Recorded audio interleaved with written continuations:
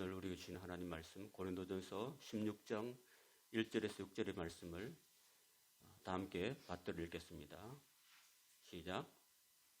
성도를 위하는 연보에 관하여는 내가 갈라디아 교회들에게 명한 것 같이 너희도 그렇게 하라.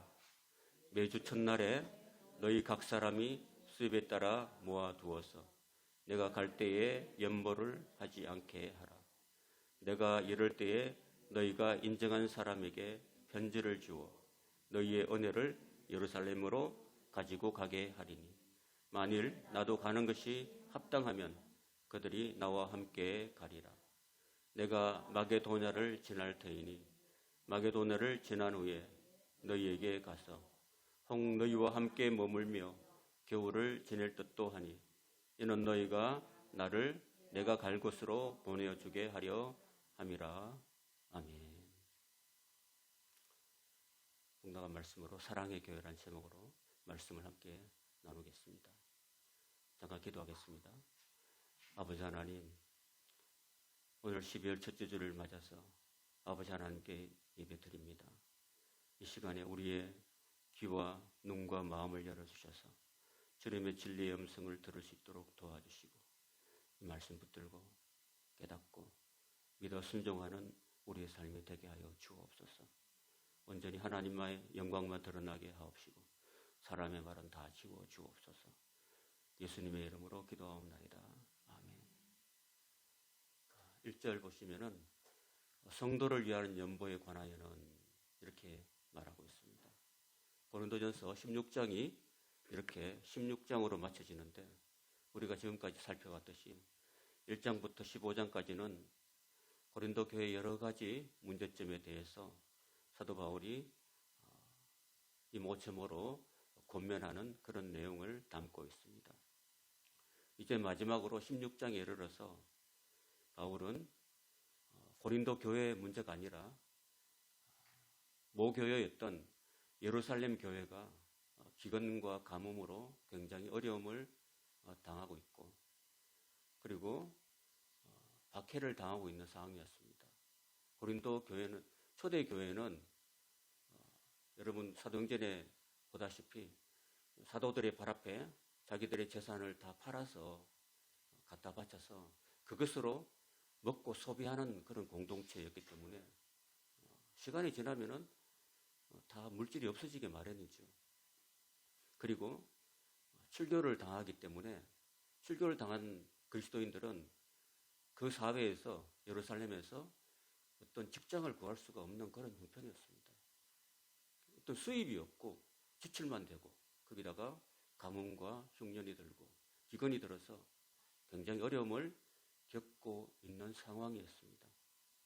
자, 그런 상황에서 이제는 1장부터 15장까지는 고린도교의 여러 가지 문제점에 대해서 권면을 하고 난 다음에 이제 돈 문제를 이제 16장에 들고 나오고 있습니다. 사실은 고린도후서 8장 9장에서도 또 이 연보에 대해서 또다시 한 번 더 강조하고 있습니다. 사도 바울이 이런 연보에 관해서 강조하고 있는 것은 그가 얼마나 자기가 개척한 교회뿐 아니라 모교였던 예루살렘 교회의 어려움도 여전히 감안하고 자기가 개척했던 모든 교회들로 하여금 비록 개척 교회들이지만은 연약한 교회임에도 불구하고 십실반으로 바울이 개척한 교회들을 다 권면해가지고 우리가 모교인 예루살렘 교회의 성도들 도웁시다라고 권면하고 또 돕는데도 그냥 아무 것이 무슨 절차와 순서도 없이 돕는 게 아니라 연보를 할 때 이렇게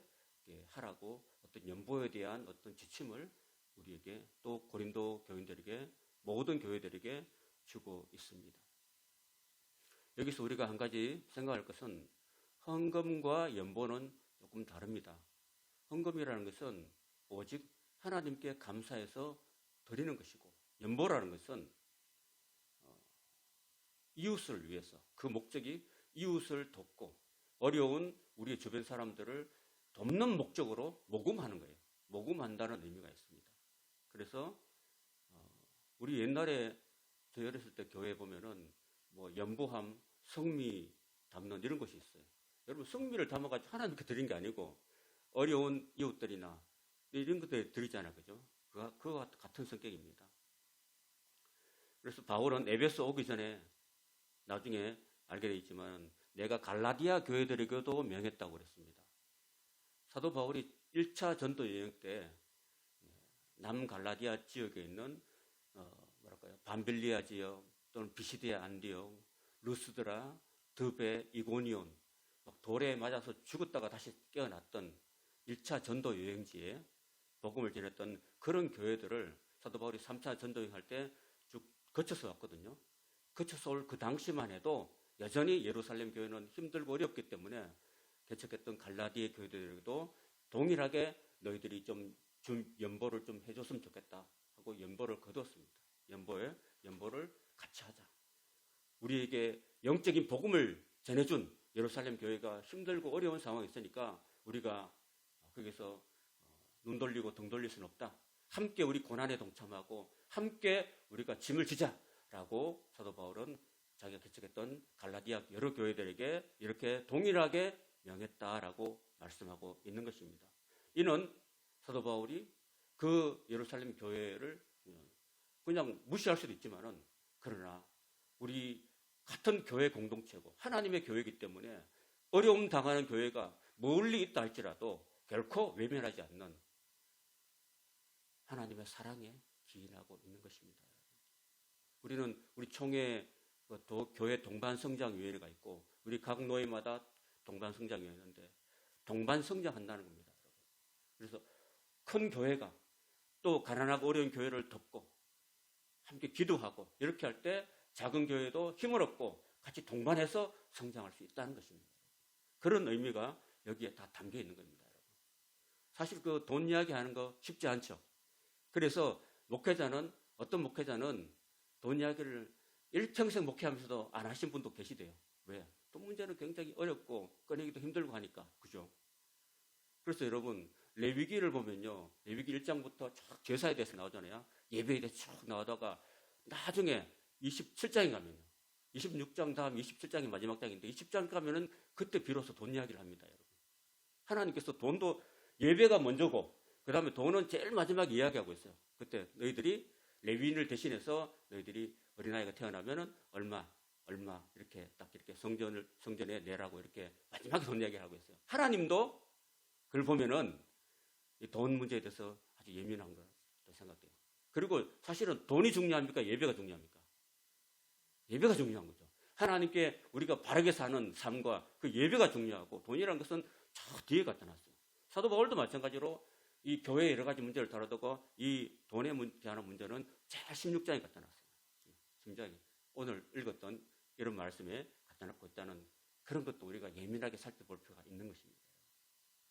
제가 여러분들에게 여러분 열심히 헌금합시다 한 번도 이야기한 적 없죠. 여기 나오니까 이제 한 거예요.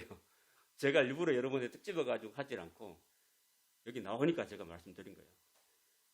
2절에 보면 매주 첫날에 그랬습니다. 여러분 이제 이 예배의 패턴이 조금씩 달라지고 있어요. 유대교는 예수님도 안식일에 회당에 들어가서 복음을 전하셨죠. 병자도 고치시고 그러셨잖아요. 그러니까 예수님 당시만 해도 안식일에 유대인들이 다 모이는 그곳에서 이스라엘에서 하나님 말씀을 선포하시고 귀신을 쫓아내시고 병자를 고치시고 그렇게 했다는 겁니다.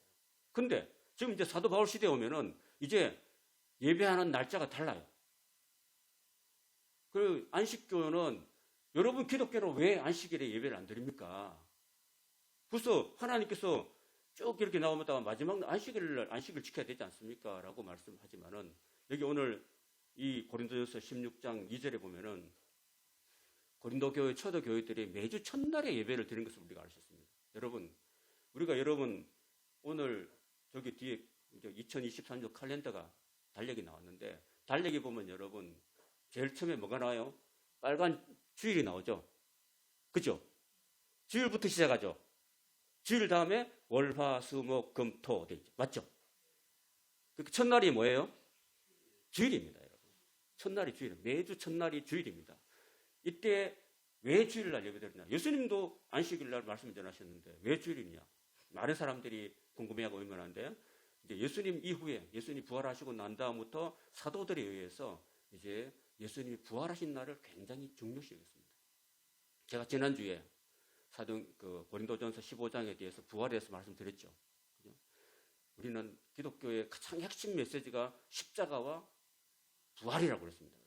부활이라는 것은 바로 우리의 모든 죄를 사하신, 그리고 우리를 어렵다 하신 증거라고 말씀을 드렸습니다, 여러분. 그래서 이제 예수님이 부활하신 다음이기 때문에 이제 부활한 날이 가장 큰 의미가 있는 것이죠. 그래서 이제 예수님 이후에 사도들의 시대부터 해서 안식일보다도 안식일에 예배를 드려도 좋지만은 이제 기독교회는 다 매주 첫날 부활하신 주님의 날, 주의 날. 세상 사람들 일요일이라고 그러지만 우리는 뭐라고 합니까? 주의 날. 사도 요한도 밤모섬에서 예배를 드릴 때 주의 날에 예배를 드렸습니다. 주의 날에 예배를 드릴 때 하나님께 기도하고 있을 때 하나님의 사자가 나타나셔서 말씀하시고 역사하셨던 것입니다. 그걸 보면은 우리가 주일날 예배 드리는 것이 이 사도 시대 때부터 공고가 됐다는 것을 우리가 알아야 됩니다.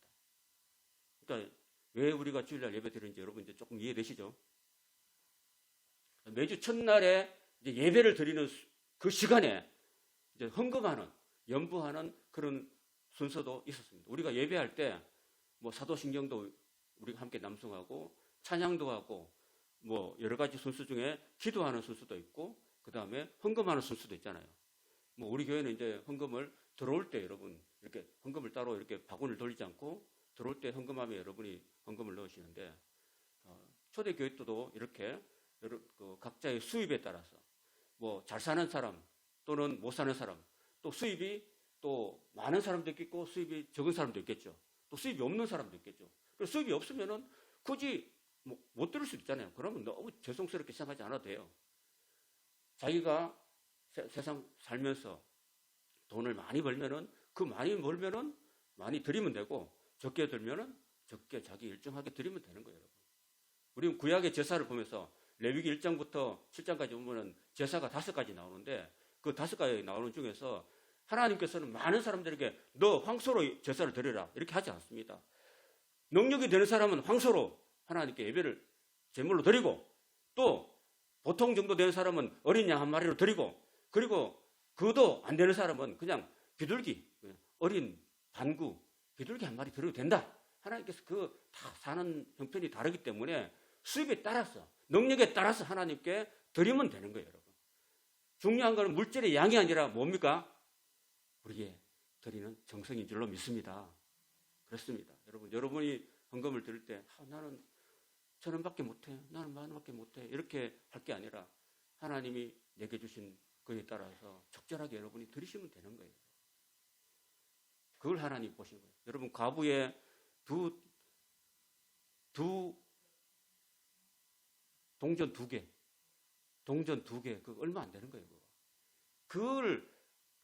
그게 자기는 생활비 전부였거든요.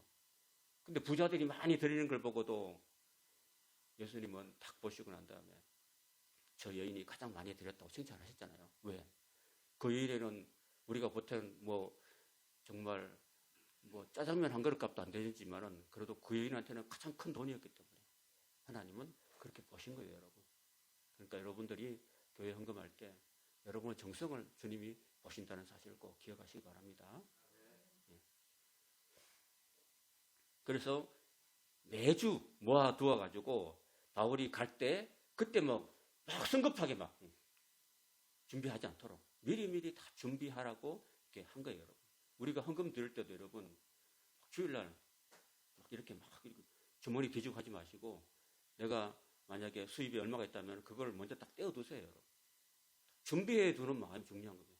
주일날 닥쳐가지고 또 사도 바울이 지금 에베소 있는데 거기 건너와가지고 여러분 이제 헌금합시다 이렇게 해가지고 막 없는 돈에 막 이렇게 하지 말고 미리미리 잘 준비해가지고 정성스럽게 이렇게 하나님께 탁 드리고 그런 마음 자세가 중요하다는 거예요. 그죠? 그래서 저희는 어릴 때 그렇게 배웠어요. 어릴 때 여러분 돈도 헌금할 때 가장 깨끗한 돈으로 드리고 또 저희 세대 때는 교회 장로님들이나 이런 분들 보면요. 돈도 이렇게 쓰다 보면 막 이렇게 뿌개지잖아요. 그러면 다리미로 이렇게 다렸어요. 다리미로 다려가지고 그렇게 할 정도로 저희 저희가 어릴 때 신앙생활 할 때는 그랬습니다. 저희 선배 어른분들도 그렇게 했다는 거예요. 그 정도로 하나님께 미리미리 잘 준비해가지고 그렇게 정성을 다해서 예배를 드렸단 거예요. 그 주머니에 그냥 있던 거 그냥 뿌개졌던 거 이렇게 탁 던지는 것이 아니라 그 마음에 정성을 들여야 된다는 거죠. 좋은 목적에 쓰더라도 그 과정과 방법도 중요하다는 겁니다. 여러분, 이런 모든 것들이 사랑이죠, 사랑. 내 주변에 어려운 교회와 가난한 성도들이 있다면 그들을 위한 정성, 성도들의 정성, 그런 것들이 담겨 있는 겁니다. 그래서 요한일서 3장 17절에 이런 말씀을 하고 있습니다. 누가 이 세상의 재물을 가지고 형제의 궁핍함을 보고도 도와줄 마음을 닫으면 하나님의 사랑이 어찌 그 속에 거하겠느냐. 자녀들아, 우리가 말과 혀로만 사랑하지 말고 행함과 진실함으로 하자. 이렇게 했습니다. 그러니까 우리가 어려운 성도가 있으면은 정말 십시일반이라도 가서 조금씩이라도 도와주면 그게 큰 힘이 되는 거예요. 그 교회가 교회 성도들 가운데서 어려운 성도가 있다면은 반드시 작은 금액 십시일반을 함께 돕는 것이 좋고, 또 큰 교회는 또 작은 교회를 돕는 것이 또 하나님 보시기에 아름다운 줄로 믿습니다. 억지로 하는 게 아니라. 3절 내가 이럴 때 너희가 인정한 사람에게 편지를 주어 너희의 은혜를 예루살렘으로 가지고 가게 할 것이다 그랬습니다. 여러분, 이것은 사도 바울이 헌금을 모아가지고 그냥 사도 바울이 그냥 그 돈을 다 갖고 혼자서 가는 게 아닙니다. 혼자서 가는 게 아니고 고린도 교회에서 가장 신뢰하고 인정할 만한 그런 사람을 택해가지고 그 사람으로 하여금 그 물질을 그동안 모아놓았던 그런 연보를 예루살렘으로 가지고 가게 하겠다는 겁니다. 이런 건 굉장히 투명하죠. 그죠? 투명한 재정 운영을 하겠다는 것입니다. 그래서 고린도 교회가 연보한 것을 예루살렘으로 가지고 갈 사람의 명단이 사도행전 20장 4절에 나와요. 거기 보면은 아리스도거나 무슨 이런 교회에서는 누구, 저런 교회에서는 누구 해가지고 그 교회들에서 가장 신뢰할 만한 사람의 명단이 나와요. 그 신뢰할 사람의 명단이 사도행전 20장 3절에 나오는데 그 사람들을 다 데리고, 그러니까 그 교회들에서 연부한 것도 다 모으면 가장 그 교회에서 가장 신뢰할 만한 안수 집사님이나 장로님이나 권사님을 통해서 함께 동행하는 거예요. 왜? 그 돈이 한두 푼이 아니고 그에게 연보기 때문에. 그래서 사도 바울이 자기가 돈을 갖고 가는 게 아니라 자기는 그냥 편지를 써주고 이것은 고린도 교회에 성도들이 예루살렘 교회로 드린 연보입니다라고 편지를 써주고 바울의 사인을 해가지고 보내주는 거예요. 그 사람한테. 여러분, 저도 지금까지는 제가 아주 계속해서 이제 여러분 가운데 다 바쁘시고 들쭉날쭉 하시니까 제가 얼마 안 되는 교회 재정을 이렇게 쓰고 있지만, 제가 예를 들어서 기름 넣으려면 제가 빨리 필요해서 빨리 기름 넣고, 여러분 우리 다 모아보자 얼마 안 나와요. 여러분 한 달에 여러분 다 얼마 안 나오니까 하는데, 이제 교회가 이제 좀 성장하고 커지면은 여러분이 재정을 하셔야 돼요, 여러분.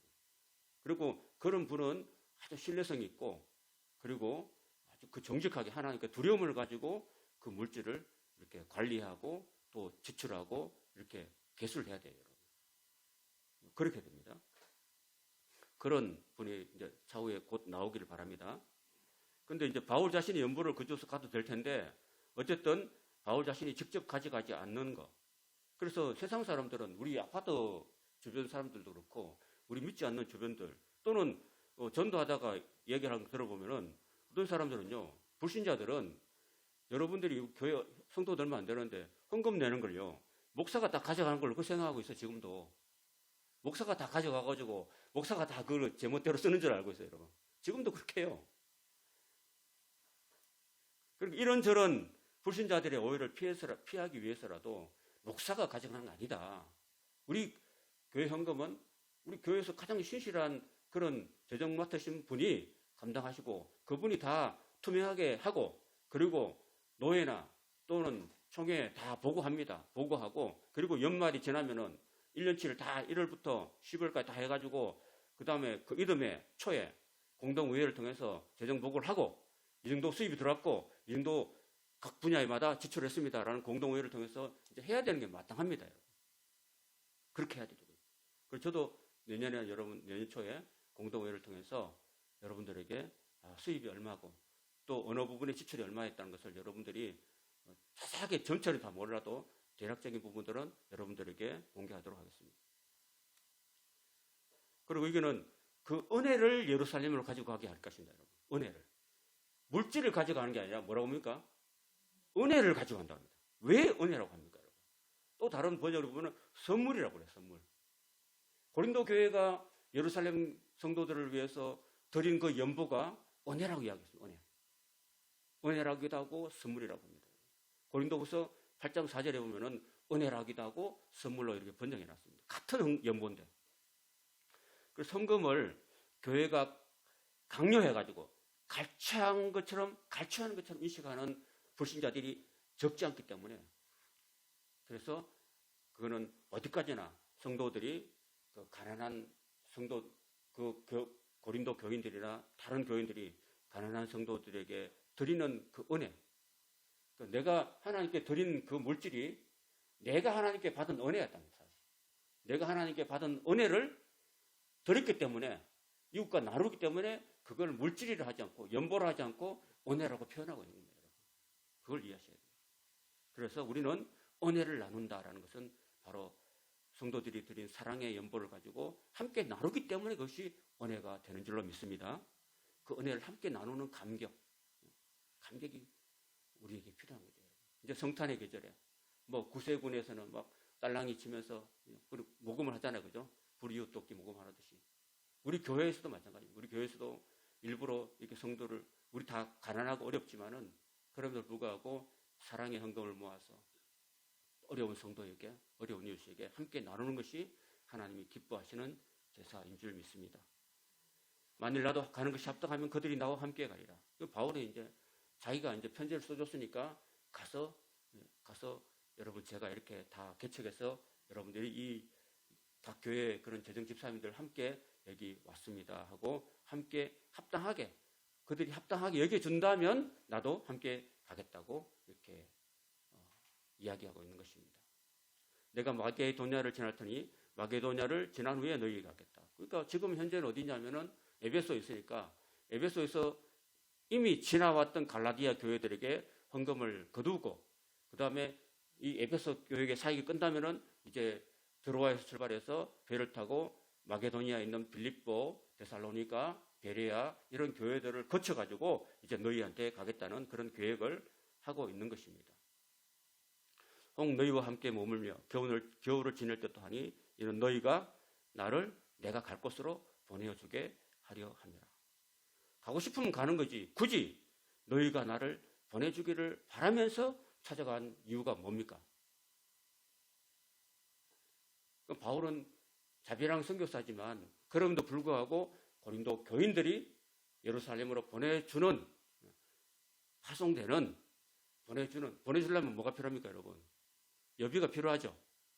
여비가 필요하니까 나는 그냥 몸만 가서 여러분들을 이렇게 했지만은 여러분들이 나를 공식적으로 보내주면서 갈 수 있는 그런 여비도 여러분들이 좀 도와줬으면 좋겠다라는 그런 의지를 하고 있는 것입니다. 선교라는 것은 기도와 물질로 되는 것인데 기도도 필요하고 물질도 당연히 필요한 거죠. 그리고 바울 혼자 사역한 것이 아니라 뒤에서 이런저런 물질과 기도의 후원을 하는 성도가 있음으로 통해서 할 수 있다는 이야기를 하고 있는 것입니다. 여러분, 교회가 목사 혼자서 다 이끌어간 게 아니죠. 여러분들이 기도하고 함께 예배 동참하고 하나님 말씀을 사역에 힘쓰고 봉사하고 헌신하고 물질도 드리고 시간도 드리고 이렇게 함으로써 교회가 앞으로 전진해 나갈 수 있는 것이죠. 목사 혼자서 북치고 장구치고 다 하면 안 되는 거죠. 그죠? 여러분들도 목회자가 나아가는 데 있어서 여러분이 기도해 줘야 되고 물질로 후원해 줘야 되고 또 같은 뜻으로 함께 동참해 줘야지만이 하나님의 일이 이루어질 줄로 믿습니다. 이제는 지나가는 길에 너희를 보기를 원치 않으니 만일 주께서 허락하시면 얼마 동안 너희와 함께 머물기를 바랍니다. 한번 따라 볼까요? 만일 주께서 허락하시면 이게 우리가 사도 바울로부터 배워야 될 마음의 자세라고 생각합니다. 여러분, 지금 바울이 지금 자기 계획을 이야기하고 있죠. 지금 내가 에베소에서 지금 전도의 문이 열려가지고 지금 열심히 복음을 전하고 있고, 또 한편으로는 막 데메드리오 이런 사람들이 막 복음을 전하는 데서 방해 공작을 하고 있고, 막 사탄의 세력이 막 이렇게 공작하고 있는 이 상황 속에서, 그래, 지금 전 예루살렘 교회에 이 가난한 성도를 돕기 위해서 참 내가 이 지나왔던 갈라디아 교회에 복음을 할 뿐 아니라 마게도냐를 거쳐가지고 거기도 연보를 하라고 했고, 그 연보를 모아가지고 또 너희들한테 가가지고 너희들이 가운데 있으면서 겨울 동안 머물면서 있다가 교회를 좀 이렇게 굳건히 세워놓은 다음에 그 다음에 너희들이 보내주기를 바란다라고 이런 계획을 이야기하고 있잖아요. 지금 한 게 아니라 계획을 이야기하고 있잖아요. 우리가 계획을 하면서도 바울은 누구한테 모든 것을 의탁하냐면은, 만일 주께서 허락하시면은 그렇게 하겠다. 그런 이야기를 하고 있는 거예요. 우리가 하루를 살면서, 한 달을 살면서, 1년을 살면서 우리가 계획을 하죠. 내년에는 뭘 하겠다. 오늘은 뭘 하겠다. 이번 주에는 뭘 하겠다. 다 계획을 하지만은 누구한테 허락을 받아야 됩니까? 하나님께서 허락해 주셔야 된다는 거예요. 모든 최종 결정은 하나님이 하신 거예요. 그죠? 그런 마음 자세를 우리가 배워야 된다. 우리도 2023년을 앞두고, 우리 교회는 어떻게 할까? 계획을 세우고, 내년에는 전도에 대한 계획, 기도에 대한 계획, 또 이웃사랑 실천에 대한 계획, 이런 걸 세우지만은 다 세워놓고도 어떻게 해야 되냐면은 기도하면서 하나님이 허락해 주셔야만 된다. 그런 마음의 자세를 가지고 해야 되는 것입니다. 최종 결정은 바로 하나님께 맡기는 겁니다. 하나님께. 이렇게 다 계속 계획해놔도 하나님이 막으면 돼요, 안 돼요? 안 되는 거죠. 그걸 언제 배웠을까, 사도 바울이? 2차 전도여행 때 배운 겁니다. 2차 전도여행 때, 여러분 보세요. 정말 에베소에 가고 싶었는데, 그렇게 가고 싶어도 성령이 막으셨죠. 그죠? 그러니까, 또 본도 위쪽 지역에, 폰투스 지역으로 막 올라가려고 했어요. 막 선교 열정을 가지고 막 이랬었는데, 성령께서 막으셨죠. 그죠? 그래서 하나님께서는 아래쪽으로 가도 안 되고, 위쪽으로 가도 안 되고, 뒤로 돌아가려고도 안 되고, 계속 직진하니까 하나님께서 드로아에 이르렀을 때 하나님께서 유럽 선교의 문을 이렇게 꿈을 통해서 보여주시잖아요.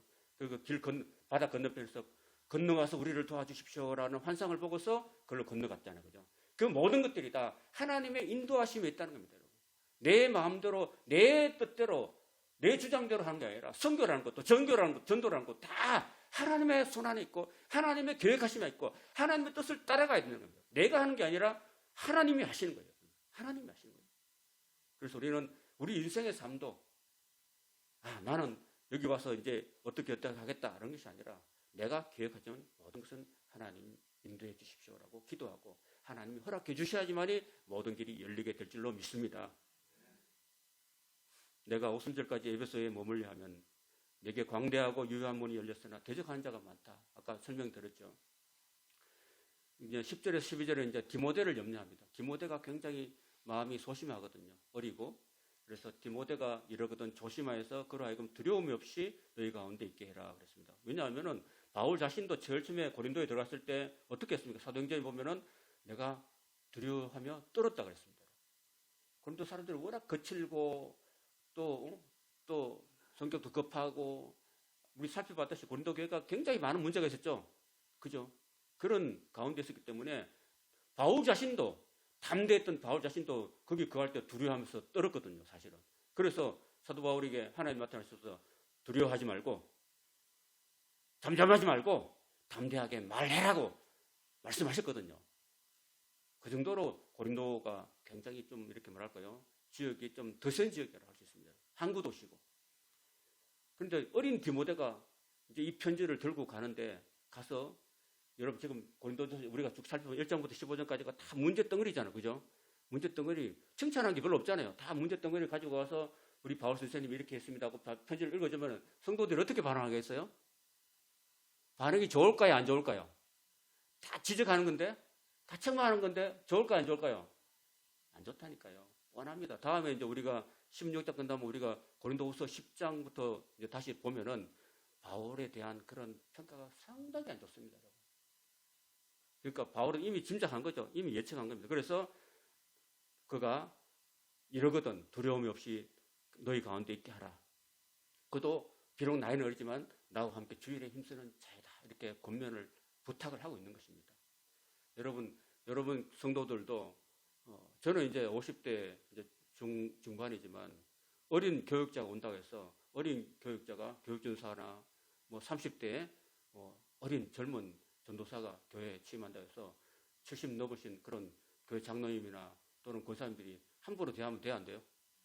안 되는 거죠. 이런 걸 보면은 그 사람도 주의 일을 힘쓰는 기름 부음 받은 종인데 막 함부로 대하다가는 그것도 안 되는 거죠, 그죠? 사실은. 그러니까 그렇다고 해서 또 젊은 교육자가 와가지고 막 어르신들 함부로 막 이렇게 대한도 안 되고 서로가 존중해 줘야 되는 겁니다. 두려움 없이. 누구든지 그를 멸시하지 말고 평안히 보내어 내게로 오게 하라. 나는 그가 형제들과 함께 오기를 기다리노라. 근데 그렇게 했을까요, 결과적으로? 그렇게 안 했어요. 두려워 디모데가 울면서 왔어요. 가서 울면서 왔다니까. 그래서 울면서 돌아와가지고 바울이 너무너무 마음이 아파가지고 고린도후서 10장부터 12장에 13장까지 이렇게까지 굉장히 또 바울이 굉장히 또 격노한 편지를 또 쓰고 있습니다. 그래서 이 고린도 전후서를 보면은 고린도후서 1장부터 7장까지 8장 9장까지만 괜찮고 그 다음에 나머지 부분 다 이렇게 고린도 교회와 이 성도 사이에 또 목회자 사이에 굉장히 어떤 많은 그런